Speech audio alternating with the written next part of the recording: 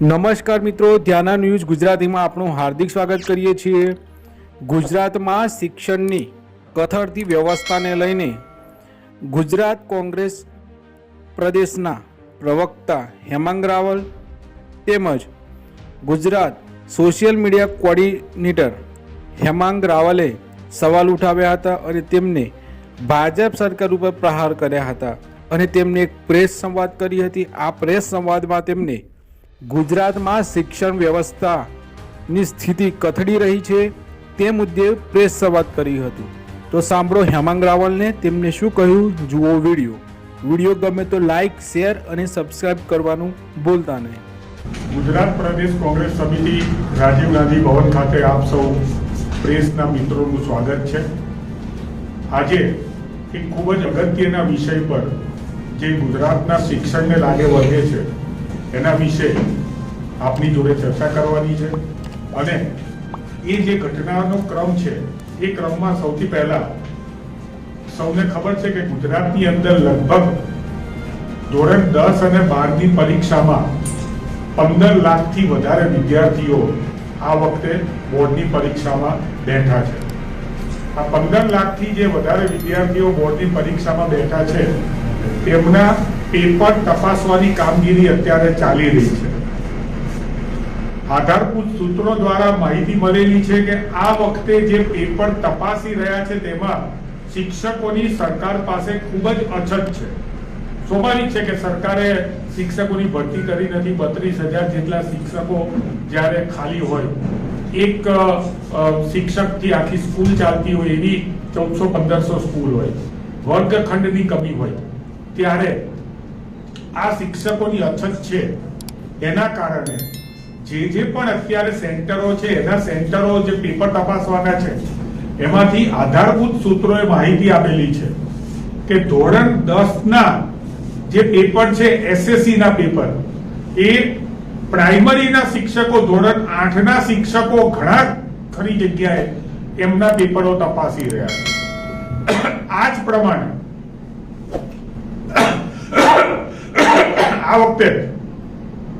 વખતે આ જ પ્રમાણે અંગ્રેજી માધ્યમના 1 લાખ કરતા પણ વધારે વિદ્યાર્થીઓ ગત વર્ષ કરતા જ્યારે પરીક્ષા આપી રહ્યા હોય ત્યારે સરકાર જોડે અંગ્રેજી માધ્યમના પેપરો તપાસવા માટે પણ પૂરતો સ્ટાફ નથી અને ગુજરાતી અને અન્ય માધ્યમના શિક્ષકો જે છે એ અંગ્રેજી માધ્યમના પેપરો તપાસી રહ્યા છે એવી પણ પ્રાથમિક માહિતી અમને મળી છે। આ 15 લાખ વિદ્યાર્થીઓ જે ગુજરાતના છે એમના ભવિષ્ય સાથે ને એમના પરિણામ સાથે એક પ્રકારના ચેડા થઈ રહ્યા હોય એવા પ્રકારની આ ભારતીય જનતા પાર્ટીની સરકારની અંદર અત્યારે કામગીરી થઈ છે। વળી ધોરણ 10ના 9.5 લાખ કરતા પણ વધારે વિદ્યાર્થીઓએ 100 માર્કની પરીક્ષા આપી છે, પરંતુ નિયમ મુજબ એ 100 માર્કની પરીક્ષા આપી હોવા છતાં એમને 80 ગુણાંક જ ગણવામાં આવનાર છે અને 20 માર્ક ઇન્ટરનલ આપવામાં આવનાર છે।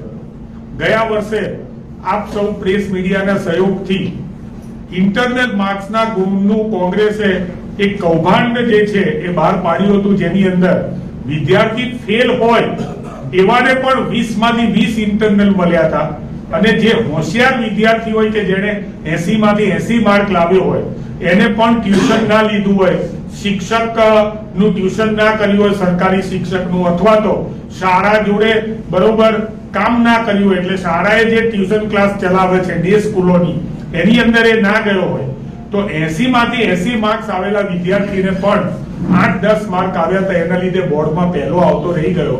આવી પણ પરિસ્થિતિનું નિર્માણ થયું।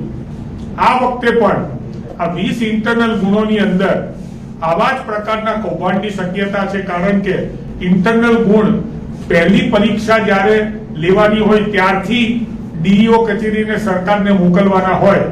મોટા ભાગની શાળાઓએ આવા પ્રકારના ઇન્ટરનલ ગુણ જે તે વખતે મૂક્યા નથી અને અત્યારે ભેગા મોકલી રહી છે એવી પણ માહિતી છે। ટૂંકમાં ધોરણ 8ના પેપરો જે 8ના શિક્ષકો છે ધોરણ 10ના પેપરો તપાસે, અંગ્રેજી માધ્યમના પેપરો તપાસે, ગુજરાતી માધ્યમના, આમાં આ વિદ્યાર્થીઓનું પરિણામ ખોટું આવશે તો એની જવાબદારી કોણ લેશે એ મારે આજે આપના માધ્યમથી સરકારશ્રીને પૂછવું છે. સાથે સાથે ખૂબ જ મહત્વની બાબત એ છે કે ગયા વર્ષે જે વિદ્યાર્થીઓએ ટેટ અને ટાટની બેરોજગારોએ પરીક્ષા આપીને સરકારમાં કાયમી થવા માટે પરીક્ષા આપી હતી, એ લોકોને જ્ઞાન સહાયકનો લોલીપોપ આપવામાં આવ્યો હતો. અને આ જ્ઞાન સહાયકો જે છે એમની સાથે મેં વાત કરી તો એમનો કરાર 4 મે પતી જાય છે. અને જ્ઞાન સહાયકના જે એમનું જે તે વખતનું જાહેરાત હતી એમાં પણ સ્પષ્ટ લખ્યું હતું કે 11 મહિનાનો કરાર છે અને વેકેશનનો પગાર આપવામાં નહીં આવે.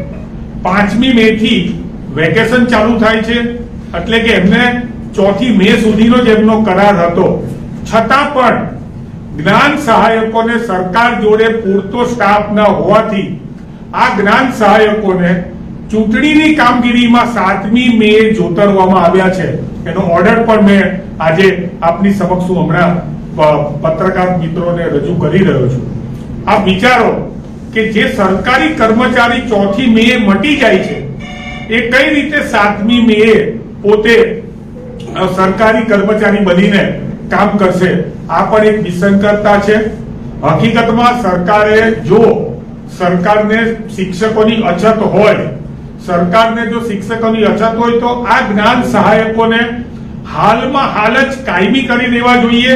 અને કાયમી કર્યા પછી એમનો જે કરાર છે એને 5 વર્ષનો જે બીજાને કરો છો એમ કરીને એમને સરકારે ચૂંટણીની કામગીરીની અંદર જોતરવા જોઈએ. આજે આપણે જોયું કે ગુજરાતનું શિક્ષણ વિભાગ જે છે એ વારંવાર માત્ર ને માત્ર પરિપત્રોના તાઇફાઓ કરે છે, તગલકી નિર્ણયો લે છે. ભૂતકાળમાં તીર ભગાડવા માટે તગલકી નિર્ણય લીધો કે શિક્ષકો જાય, લગ્ન થાય એમની ડીશો ગણવા માટે પણ શિક્ષકોને મોકલવામાં આવે છે. પોતાના મોબાઈલ એ જમા કરવાની વાત થઈ, કયા શિક્ષકો મોબાઈલ જમા કરે છે સારા સમય દરમિયાન? શિક્ષકો તો સારા સમય દરમિયાન ફેસબુક ઉપર સ્ટેટસ મૂકતા હોય છે. જો મોબાઈલ જમા હોય તો ફેસબુક ઉપર સ્ટેટસ અને પોસ્ટ કઈ રીતે મૂકી શકાય? આવા તો અસંખ્ય તગલકી નિર્ણયો છે, જેમાં દફતરનું વજન 10% હોવું જોઈએ બાળકના વજનથી, અને દફતરનું વજન જ 10-10 કિલો હોય છે તો શું ગુજરાતમાં 100 કિલોના બાળકો છે? આવા અસંખ્ય તગલકી નિર્ણયો જ્યારે લીધા હોય, 32,000 શિક્ષકોની લાંબા સમયથી ઘટ હોય, 38,000 સરકારી શાળાઓ જે છે એમાંથી 5,000 સરકારી શાળાઓને ઓછી સંખ્યાના નામે મર્જ અને બંધ કરેલી હોય, સરકારમાં 38,000 વર્ગખંડોનો ઘટ હોય, 1657 શાળાઓ માત્ર એક જ શિક્ષકે ચાલી રહી હોય, અને 14,652 શાળામાં એક વર્ગખંડમાં એક કરતા વધારે બાળકોના ધોરણના બાળકોને જ્યારે ભણાવવામાં આવતા હોય, ત્યારે ગુજરાત પ્રદેશ કોંગ્રેસ સમિતિ આજે માંગણી કરે છે કે ધોરણ 10 અને 12ના પેપરો તજજ્ઞો મારફતે તપાસવા જોઈએ. કારણ કે આ ગુજરાતના 15 લાખથી વધારે બાળકો અને એમની સાથે સંકળાયેલા વાલીઓના ભવિષ્યનો સવાલ છે. એટલે તજજ્ઞો મારફતે તપાસ કરવામાં આવે. જે 20 માર્ક ઇન્ટરનલ છે એને એના લીધે ટ્યુશન પ્રથા અને ડે સ્કૂલ પ્રથા અને શાળાઓ વિદ્યાર્થીઓનું બ્લેકમેલિંગ કરી રહ્યા છે.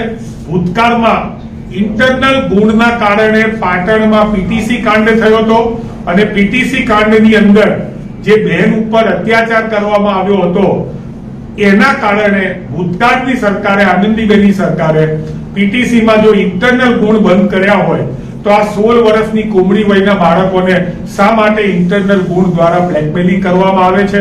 અને વારંવાર એના કૌભાંડો ઉજાગર કરવામાં આવ્યા છે. ગયા વખતે સરકારે એની તપાસના પણ આદેશ આપ્યા હતા.